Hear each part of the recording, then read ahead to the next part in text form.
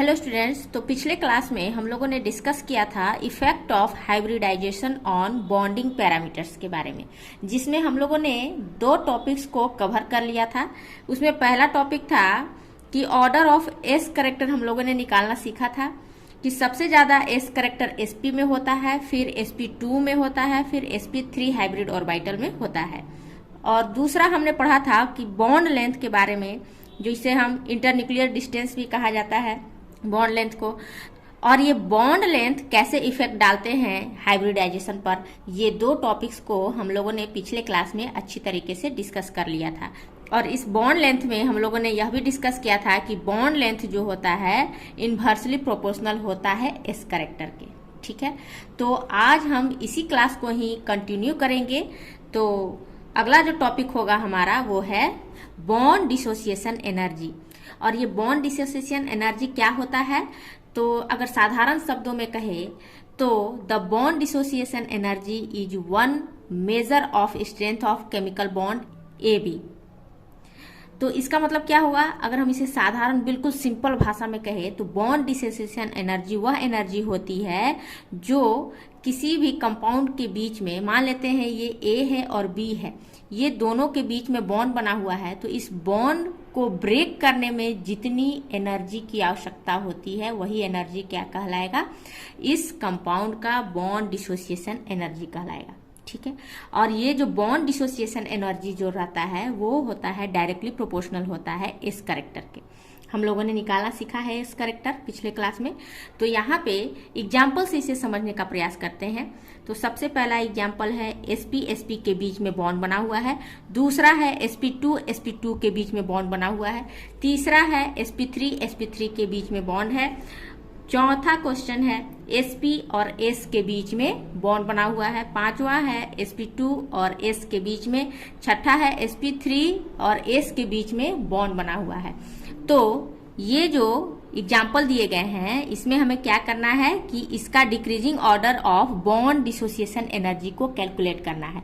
तो bond dissociation energy हम जानते हैं कि डायरेक्टली प्रोपोर्शनल होता है एस करेक्टर के, तो जिसमें जितना ज्यादा एस करेक्टर होगा उसका बॉन्ड डिसोसिएशन एनर्जी उतनी ही अधिक होगी।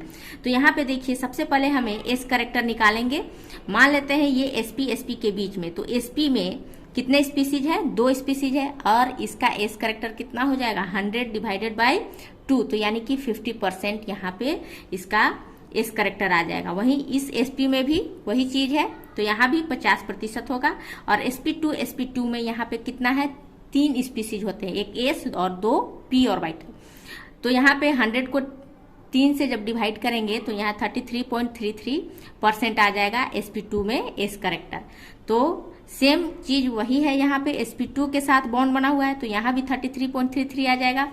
sp3 की बात करें तो sp3 में 4 स्पीसीज है, यानी कि एक S है और यहाँ पे 3 p है, तो टोटल 4 हो गए। तो 100 को 4 से डिवाइड करेंगे तो sp3 में जो एस करेक्टर आएगा वो हो जाएगा 25%।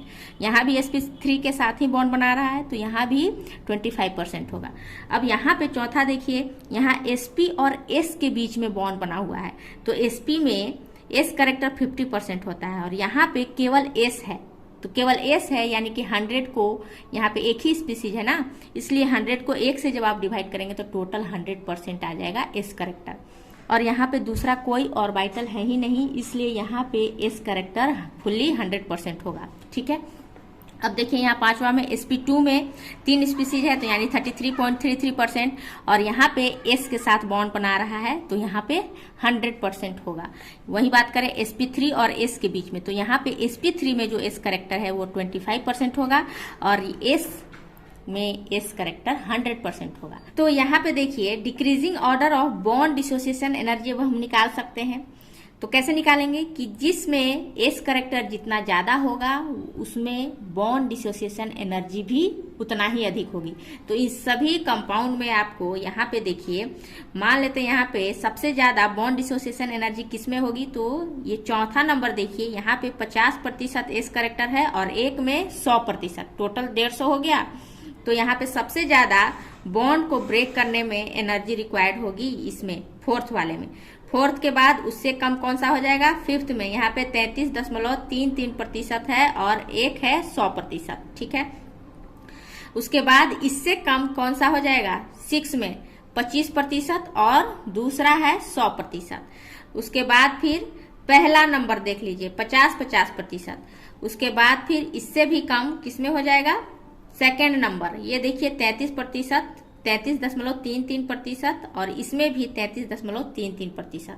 और सबसे कम जो बॉन्ड डिसोसिएशन एनर्जी होगा वो होगा थर्ड में, यानी कि 25% और 25% एस करेक्टर के साथ। यहाँ पे बॉन्ड डिसोसिएशन एनर्जी जो है वो सबसे लेस होगी, यानी सबसे कम होगा, ठीक है। मतलब हम कह सकते हैं कि बॉन्ड डिसोसिएशन एनर्जी जो होता है डायरेक्टली प्रोपोर्शनल होता है एस करेक्टर के। जितना ज्यादा एस करेक्टर उतना ज्यादा बॉन्ड डिसोसिएशन एनर्जी होगी। और हमारा नेक्स्ट टॉपिक है इलेक्ट्रोनिगेटिविटी। अब ये इलेक्ट्रोनिगेटिविटी क्या होता है?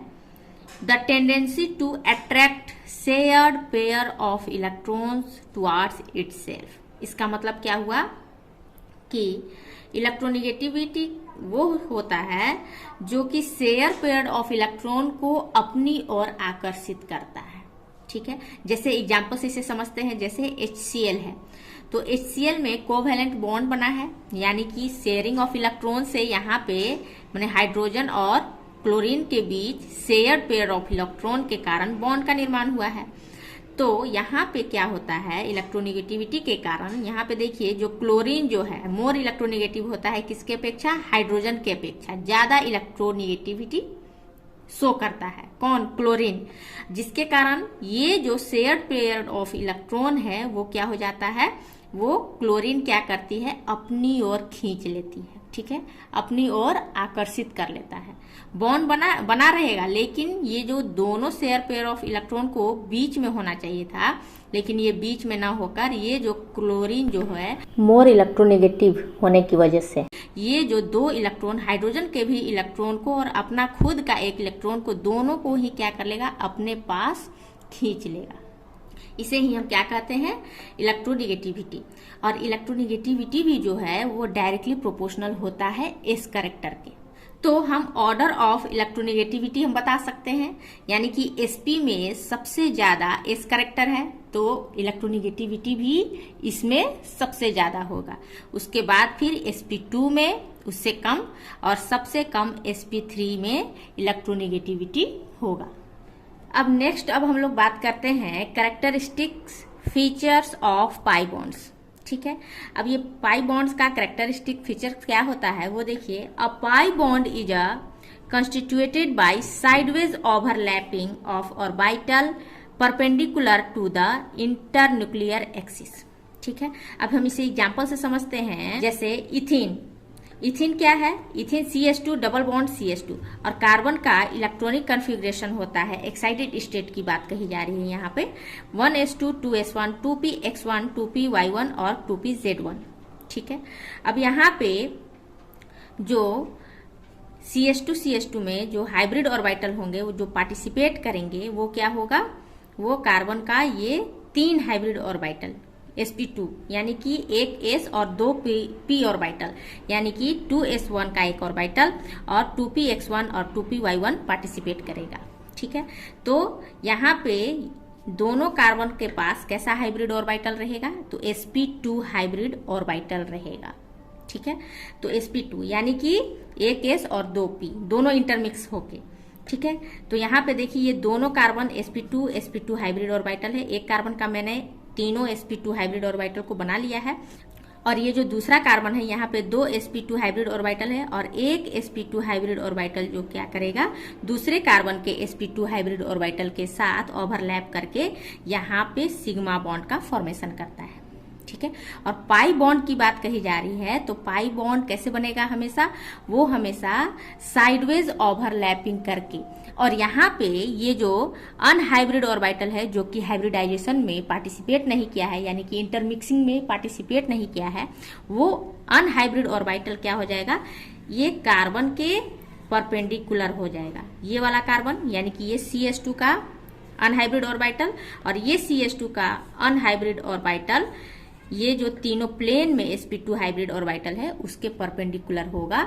और फिर क्या होगा, यहाँ पे ये जो अनहाइब्रिड ऑर्बिटल है वो क्या करेंगे, एक दूसरे के साथ साइडवेज ओवरलैपिंग करेगा, ठीक है। और यहाँ पे फिर क्या फॉर्मेशन करेगा, पाई बॉन्ड का फॉर्मेशन करता है, ठीक है। पाई बॉन्ड का फॉर्मेशन होता है इस प्रकार से, ठीक है, जो कि वो क्या होता है, परपेंडिकुलर होता है इंटरन्यूक्लियर एक्सिस के, ठीक है। अब हम बात करेंगे कि पाई बॉन्ड के फीचर्स क्या क्या होते हैं, ठीक है। तो पहला पॉइंट देखिए, all the atoms directly attach to the doubly bonded carbon atom lie in the same plane, ठीक है। यहाँ पे देखिए इस कार्बन से जो अदर एटम, यानी कि कार्बन के साथ अदर एटम कहने का मतलब है कि हाइड्रोजन जुड़ा हुआ है, इस कार्बन के साथ 2 हाइड्रोजन जुड़ा हुआ है और इस वाले कार्बन के साथ भी 2 हाइड्रोजन जुड़ा हुआ है। तो ये सभी क्या हो जाएंगे, एक प्लेन में लाई करेंगे, ठीक है। ये सारे एटम्स कार्बन जैसे एक प्लेन में है तो उसी सेम प्लेन में ये सभी एटम लाई करेंगे, ठीक है, डायरेक्टली अटैच्ड रहेंगे, ठीक है। और दूसरा पॉइंट है यहाँ पे, only unhybridized p orbital perpendicular to the internuclear axis या प्लेन ऑफ द मॉलिक्यूल। समझ में आ गया बात, कि केवल अनहाइब्रिड ऑर्बिटल ही क्या होगा, परपेंडिकुलर रहेगा किसके, इंटरन्यूक्लियर एक्सिस के या फिर प्लेन ऑफ द मॉलिक्यूल के। अभी अभी हमने यहाँ पे एग्जांपल से समझा है कि ये जो अनहाइब्रिड ऑर्बिटल है यही क्या होगा, परपेंडिकुलर रहेगा किसके, ये जो हाइब्रिड ऑर्बिटल है उसके परपेंडिकुलर रहेगा, ठीक है। और साइडवेज ओवरलैपिंग करके पाई बॉन्ड का फॉर्मेशन करता है हमेशा।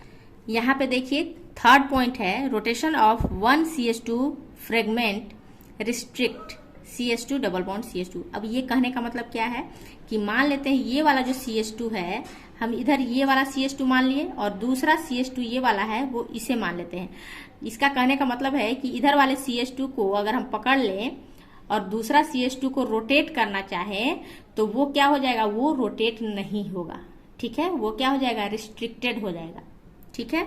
अगर घूमेगा तो दोनों साथ साथ ही घूमेंगे इस तरह से, लेकिन अगर आप चाहें तो इसे अगर हम रोक के, यानी कि इसे कांस्टेंट करके और इसके रोटेशन को कांस्टेंट करके दूसरे को अगर हम रोटेट करना चाहें तो वो रोटेट नहीं होगा, वो रिस्ट्रिक्टेड है।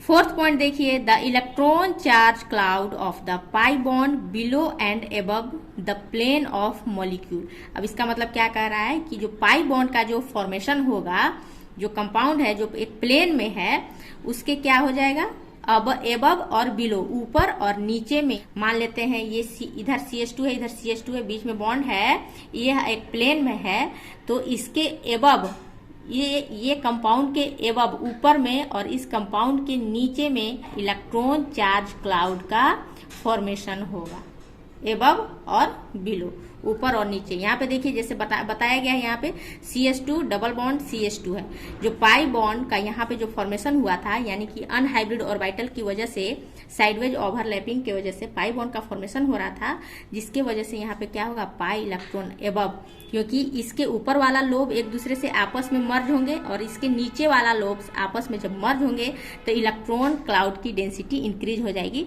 इसलिए ऊपर और नीचे में इलेक्ट्रॉन क्लाउड डेवलप हो जाता है। सो अब हम लोग इससे रिलेटेड 1-2 क्वेश्चन को सॉल्व कर लेते हैं। तो यहाँ पे देखिए question, how many sigma and pi bonds are present in each of the following molecules. कुछ मॉलिक्यूल्स दिए गए हैं, उसमें हमें सिग्मा और पाई बॉन्ड को बताना है कि नंबर ऑफ सिग्मा बॉन्ड कितने हैं इस मॉलिक्यूल में और नंबर ऑफ पाई बॉन्ड कितने हैं। तो पहला क्वेश्चन है CH3 CH2 CH double bond CH2। दूसरा क्वेश्चन है CH3 CH double bond CH C double OH। तीसरा क्वेश्चन है CH2 double bond C double bond O, ठीक है। अब हमें इसमें पाई बॉन्ड और सिग्मा बॉन्ड को खोज कर बताना है कि कितने हैं। तो देखिए सबसे पहले इसे बनाने का तरीका क्या है, इसे हम ओपन करके लिख लेंगे। तो देखिए C है H H H, CH3 हो गया, C H2, 2 हाइड्रोजन है ये वाला कार्बन के साथ, 1 हाइड्रोजन डबल बॉन्ड कार्बन और यहाँ पे 1 हाइड्रोजन, ठीक है। अब हम इसमें कैलकुलेट करेंगे कि कितने नंबर ऑफ सिग्मा बॉन्ड है और कितने नंबर ऑफ पाई बॉन्ड है। तो यहाँ पे देखिए सिग्मा बॉन्ड 1 सिग्मा 2 3 4 5 6 7 8 9 10 11 है। तो यानी कि नंबर ऑफ सिग्मा बॉन्ड कितने हो गए? नंबर ऑफ सिग्मा बॉन्ड इसमें कितने हो गए? 11 है। और वही बात करें नंबर ऑफ पाई बॉन्ड की, तो यहाँ पे पाई बॉन्ड, यहाँ पे डबल बॉन्ड है, तो जहाँ पे डबल बॉन्ड होता है वहां पे एक सिग्मा होता है और एक पाई होता है। तो सिर्फ एक ही डबल बॉन्ड है, इसलिए यहाँ पे पाई बॉन्ड जो होगा 1 होगा। ठीक है, अब बात करते हैं दूसरे क्वेश्चन की ओर, ध्यान देते हैं। तो देखिए यहाँ पे इसे भी सबसे पहले हमें क्या करना होगा? ओपन करके लिख लेना होगा। CH3 है, देखिए 1 2 3, फिर ये CH को, ठीक है, डबल बॉन्ड है CH, ठीक है, फिर COOH, इस तरह से लिख सकते हैं हम। अब यहाँ पे नंबर ऑफ सिग्मा बॉन्ड और नंबर ऑफ पाई बॉन्ड कितने हैं? तो चलिए यहाँ पे कैलकुलेट करते हैं नंबर ऑफ सिग्मा बॉन्ड की। देखिए यहाँ पे सिग्मा बॉन्ड 1 2 3 4 5 6 7 8 9 10 11, यहाँ भी क्या हो जाएगा? 11। और पाई बॉन्ड की बात करें तो यहाँ पे देखिए पाई बॉन्ड कितने हो जाएंगे? 1 और 1 2। अब थर्ड क्वेश्चन देखिए, यहाँ पे CH2 double bond C double bond O है। अब इसमें सिग्मा बॉन्ड और पाई बॉन्ड बताना है कितना है। तो देखिए यहाँ पे सबसे पहले इसको ओपन करके लिख लेते हैं।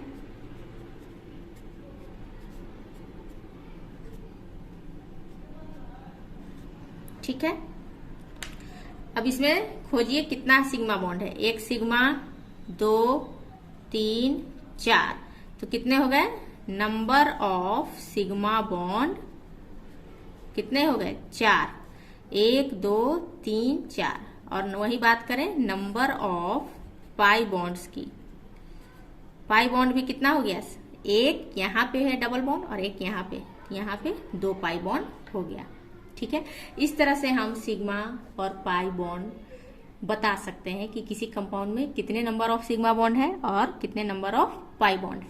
चलिए अब हम नेक्स्ट क्वेश्चन को सॉल्व करते हैं। Give the hybridization state of each carbon in the following molecules. नीचे कुछ मॉलिक्यूल्स दिए गए हैं, उसके हमें हर एक कार्बन के क्या निकालना है? हाइब्रिडाइजेशन को बताना है। तो यहाँ पे देखिए पहला क्वेश्चन है CH3Cl, यहाँ पे एक कार्बन है। दूसरा क्वेश्चन देखिए CH3C double bond O CH3, यहाँ पे नंबर ऑफ कार्बन कितने हैं? 3 हैं। यहाँ पे तीसरा मॉलिक्यूल जो है वो देखिए CH3CH double bond CH C triple bond N, तो नंबर ऑफ कार्बन यहाँ पे देखिए 1 2 3 4। तो हमें क्या करना है? इन मॉलिक्यूल्स का हमें हाइब्रिडाइजेशन बताना है, यानी कि प्रत्येक कार्बन का हमको हाइब्रिडाइजेशन को बताना है। तो यहाँ पे देखिए, यहाँ पे ये कार्बन है, इसको ओपन करके लिख लीजिए आप। इधर Cl है, इधर हाइड्रोजन है, 3 हाइड्रोजन है। यहाँ पे देखिए कार्बन जो है कितने नंबर ऑफ एटम्स के साथ अटैच है। यहाँ पे देखिए ये कार्बन 1 2 3 4 एटम्स के साथ जुड़ा हुआ है। तो हम लोग जानते ही हैं कि जब भी कार्बन 4 अदर एटम्स के साथ जुड़ेगा तो वहां पे जो हाइब्रिडाइजेशन होगी वो होगा sp3। ठीक है, अब दूसरा मॉलिक्यूल को देखिए, यहाँ पे ये वाला कार्बन की बात करेंगे अभी हम। ये देखिए CH3, ठीक है, और यही कार्बन ये वाला कार्बन के साथ जुड़ा हुआ है। तो ये वाला कार्बन जो है कितने अदर एटम के साथ जुड़ा हुआ है? तो 1 2 3 4, तो 4 अदर एटम्स के साथ जुड़ा हुआ है। तो इसका जो हाइब्रिडाइजेशन जो होगा वो होगा sp3। अब ये वाला कार्बन की बात करें, ठीक है, तो यहाँ पे देखिए ये कार्बन ये वाला कार्बन के साथ जुड़ा है, फिर ऑक्सीजन के साथ, और फिर ये बगल वाले कार्बन के साथ जुड़ा हुआ है। तो अब हम बात करते हैं ये जो सेकेंड नंबर का कार्बन है उसका हाइब्रिडाइजेशन क्या होगा। तो यहाँ पे देखेंगे कि ये वाला कार्बन कितने अदर एटम्स के साथ जुड़ा हुआ है। तो यहाँ पे देखिए कार्बन जो है एक कार्बन के साथ जुड़ा हुआ है, ये इधर दूसरा कार्बन के साथ जुड़ा हुआ है, और एक तीसरा एटम है वो है ऑक्सीजन। यानी कि ये वाला कार्बन जो है वो 3 अदर एटम्स के साथ जुड़ा हुआ है। तो हम जानते हैं कि जब भी कोई कार्बन जो है 3 अदर एटम्स के साथ जुड़ेगा तो उसका जो हाइब्रिडाइजेशन जो होगा वो होगा sp2। ठीक है, अब हम बात करते हैं ये जो तीसरे नंबर का जो कार्बन है इसका हाइब्रिडाइजेशन क्या होगा। तो यहाँ पे देखिए ये कार्बन के 3 हाइड्रोजन के साथ जुड़ा हुआ है और यही वाला कार्बन ये कार्बन के साथ जुड़ा हुआ है। तो यहाँ पे आप साफ साफ देख पा रहे होंगे कि ये कार्बन भी 4 अदर एटम्स के साथ जुड़ा हुआ है। देखिए ये कार्बन, ये लेफ्ट साइड जो कार्बन है उसके साथ जुड़ा हुआ है, और इधर हाइड्रोजन के साथ, ऊपर में भी हाइड्रोजन के साथ, और ये नीचे हाइड्रोजन। यानी कि यहाँ पे ये कार्बन 4 अदर एटम्स के साथ बॉन्ड बना रहा है। तो ये वाला कार्बन भी क्या हो जाएगा, sp3 हाइब्रिडाइज्ड हो जाएगा। ठीक है, अब बात करते हैं हमारा जो थर्ड मॉलिक्यूल है। यहाँ पे देखिए ये कार्बन, इसको भी एक्सपेंड करके हम लोग लिख लेते हैं, CH3 है और ये CH है। तो ये वाला कार्बन जो है वो कितने अदर एटम्स के साथ जुड़ा हुआ है, 4। तो 4 अदर एटम्स के साथ जुड़ा हुआ है। तो ये नंबर 1 वाला जो कार्बन है वो sp3 हाइब्रिडाइज्ड हो जाएगा। अब बात करते हैं दूसरे नंबर का कार्बन। यहाँ पे देखिए एक हाइड्रोजन इसके साथ जुड़ा हुआ है और यहाँ पे डबल बॉन्ड बनाकर कार्बन के साथ जुड़ा हुआ है। तो यहाँ पे देखिए ये जो दूसरे नंबर का जो कार्बन है वो कितने अदर एटम्स के साथ जुड़ा हुआ है, तो एक कार्बन इधर, दूसरा कार्बन इधर और एक हाइड्रोजन, यानी कि 3 अदर एटम्स के साथ जुड़ा हुआ है। यानी कि इसका हाइब्रिडाइजेशन जो हो जाएगा वो होगा sp2। ठीक है, अब थर्ड नंबर के कार्बन को देखिए, यहाँ पे एक हाइड्रोजन के साथ है बॉन्ड बनाया है दूसरा कार्बन के साथ। तो यहाँ पे देखिए ये वाला कार्बन भी क्या हो जाएगा, तीसरा नंबर का जो कार्बन है वो कितने अदर एटम्स के साथ जुड़ा हुआ है, एक कार्बन के साथ और दूसरा अदर कार्बन के साथ और एक हाइड्रोजन के साथ। तो 3 अदर एटम्स के साथ बॉन्ड बनाकर रखा है। तो इसलिए इसका हाइब्रिडाइजेशन जो होगा वो होगा sp2। अब हम बात करेंगे जो चौथे नंबर का जो कार्बन है वो देखिए वो किसके साथ बॉन्ड बना रहा है। एक तो ये वाला कार्बन अपने बगल वाले कार्बन के साथ और दूसरा नाइट्रोजन के साथ। तो ये वाला कार्बन जो है वो 2 अदर एटम्स के साथ बॉन्ड बनाकर रखा है। तो इसलिए ये वाला जो इस कार्बन का यानी कि चौथे नंबर का कार्बन का जो हाइब्रिडाइजेशन होगा वो होगा sp। ठीक है, क्योंकि कार्बन ने क्या कर रखा है, 2 अदर एटम्स के साथ बॉन्ड बनाकर रखा है, एक नाइट्रोजन और दूसरा कार्बन के साथ। ठीक है, तो जब कार्बन 2 अदर एटम्स के साथ बॉन्ड बनाता है तो वो sp हाइब्रिडाइज्ड हो जाता है। ठीक है, तो अगला जो क्वेश्चन है हमारा वो है what is the shape of following molecules on the basis of hybridization. इसका मतलब क्या हुआ कि हाइब्रिडाइजेशन के आधार पर हमें जो दिए गए मॉलिक्यूल्स हैं उनके शेप को बताना है। तो पहला क्वेश्चन है CH2 डबल बॉन्ड O, दूसरा है CH3F, तीसरा है HCN। ठीक है, तो चलिए सबसे पहले हम ये जो पहला क्वेश्चन है उसको सॉल्व करते हैं। तो सबसे पहले हमें इसे ओपन करके लिख लेते हैं। ठीक है, कुछ इस तरह से लिखेंगे। तो यहाँ पे देखिए इसका जो हाइब्रिडाइजेशन जो होगा ये कार्बन का, वो देखिए कार्बन जो है कितने अदर एटम्स के साथ जुड़े हुए हैं, तो 1 2 3 मतलब 2 हाइड्रोजन है और एक ऑक्सीजन है। यानी कि इसका जो हाइब्रिडाइजेशन जो होगा वो होगा sp2, और sp2 का जो शेप होता है हाइब्रिडाइजेशन के आधार पर बताना है हमें, तो वो होता है ट्राइगोनल प्लेनर। ठीक है, दूसरा क्वेश्चन को सॉल्व करेंगे अब हम। तो यहाँ पे देखिए इसे भी ओपन करके लिख लेते हैं। कार्बन जो है 3 हाइड्रोजन के साथ और एक फ्लोरीन के साथ बॉन्ड बनाकर रखा है।